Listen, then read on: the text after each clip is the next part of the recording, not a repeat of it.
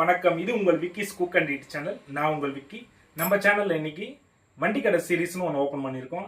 அதில் சீரீஸில் முதல் வீடியோவா ரோட்டு கடைகளில் கிடைக்கக்கூடிய பஜ்ஜி வகைகளை எப்படி போடலான்னு பார்க்கலாம். இதில் என்ன ஒரு ஆயில் தடவிக்கிங்க, ஒரு பச்சை ஆயிலை தடவிக்கிட்டு நீங்கள் செய்வ ஆரம்பிச்சிங்கன்னா அது நல்லா ஈஸியாக ஸ்லைஸாக வரும்.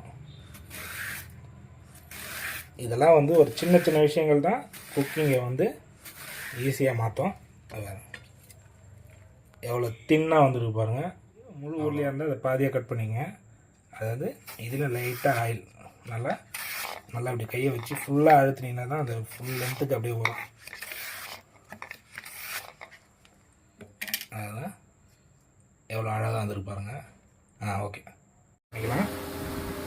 அப்படியே தின் ஸ்லைஸை அப்படியே ரவுண்டாக அழகாக கட் பண்ணிக்கலாம்.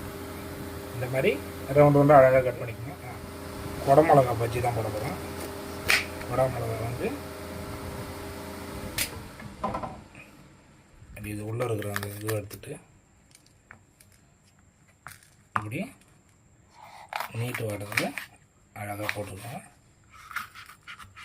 அப்போ தான் பஜ்ஜி நல்லா. இப்போது பஜ்ஜிக்கு தேவையான மாவு ரெடி பண்ணிக்கலாம். அதுக்கு நான் 1 கப் அளவுக்கு கடல மாவு எடுத்துருக்கேன். அதே கப்பில் 1 கப்பு அளவுக்கு அரிசி மாவு எடுத்துருக்கேன். மைதா மட்டும் அந்த கப்பில் 1/4 கப்பு அளவுக்கு எடுத்துருக்கேன். அப்புறம் கொஞ்சம் தனி மிளகாய்த்தூள் போடுறேன். அடுத்து முக்கியமான ஒரு இன்க்ரீடியன்ட் என்ன பார்த்தீங்கன்னா ஓமம். இது வந்து ஓமம் போட்டால் அது ஒரு தனி ஃப்ளேவரு. இதுதான் சீக்ரெட்டு. சில கடைகளில் மட்டும் ரொம்ப வருஷமாக பஜ்ஜி கடையில் ரன் பண்ணிகிட்டே இருப்பாங்க. அவங்க இந்த மாதிரி சீக்ரெட்டான சில பொருட்களை போடுறதால தான் இன்னமும் அவங்களுக்கு டிமாண்ட் இருந்துகிட்டே இருக்குது. நம்ம ஓமம் போடுறோம்.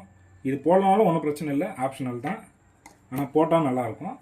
அடுத்து தேவையான அளவு கொஞ்சம் பெருங்காயத்தூள் போடுறோம். பெருங்காயத்தூள் போட்டால் தான் அந்த விறுவிறுப்பு பஜ்ஜி சாப்பிடும்போது நல்லா டேஸ்ட்டாக இருக்கும்.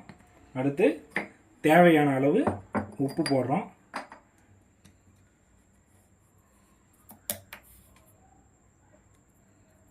உப்பு பார்த்துட்டு போட்டுக்கலாம்.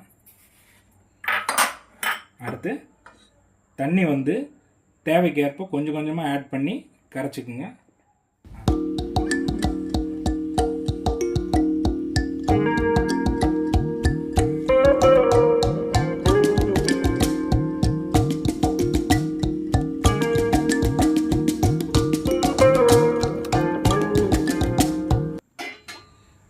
அகலமாக பாத்திரத்தை வச்சு ஆயில் ஊற்றிக்கலாம். ஆயில் ஊற்றி ஆயில் நல்லா காஞ்சிச்சு. உங்களுக்கு ஒருவேளை ஆயில் காஞ்சிதா இல்லையான்னு டவுட்டாக இருந்ததுன்னா சும்மா தண்ணி தெளிச்சு பார்த்தீங்கன்னா இந்த மாதிரி சத்தம் வரும். இப்போ ஆயில் ரெடியாக இருக்குது. இப்படி பட்டும் படாமல் போட்டு இப்படி எடுக்கும் போதே இதில் வழித்து இப்படி போட்டிங்கன்னா தான் மாவு ஒட்டாமல் வரும். இப்படி 2 பரட்டி இந்த ஓரம் எட்ஜில் வரும்போது இப்படி வழித்து இப்படி போட்டிங்கன்னா மாவு ஒட்டாமல் வரும்.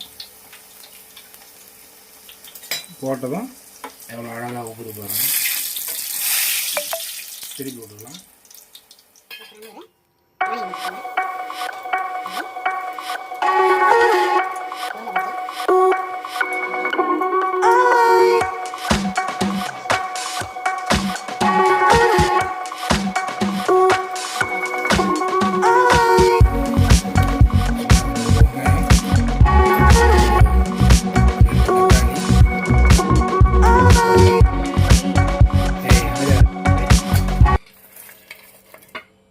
ஒரு 6-7 பூண்டு, கொஞ்சம் வரமிளகா.